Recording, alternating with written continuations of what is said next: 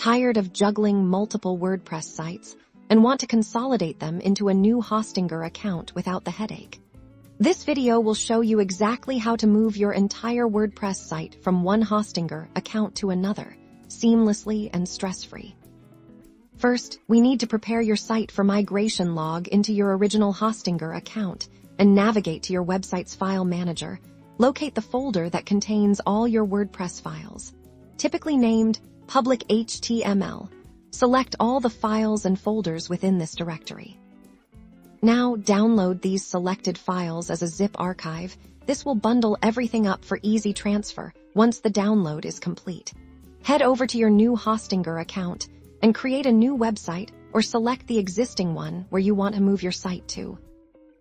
In your new account's control panel, access the file manager for your target website. Navigate to its public HTML directory. Upload the zip file you just downloaded from your original account into this folder. After uploading, right-click on the zip file and select the extract option. This will unpack all your website files into the public HTML directory of your new account. Now, let's tackle the database. Go to your original Hostinger account's control panel and find the Databases section. Locate your website's database and click on phpMyAdmin to access it. Once inside phpMyAdmin, select your database and then click on the Export tab. Choose the Quick Export method and click Go.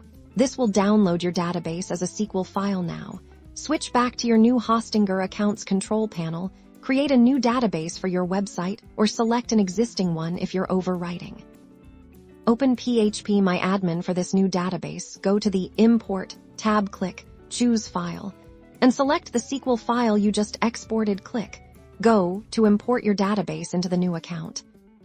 Finally, you'll need to point your domain name to your new Hostinger account.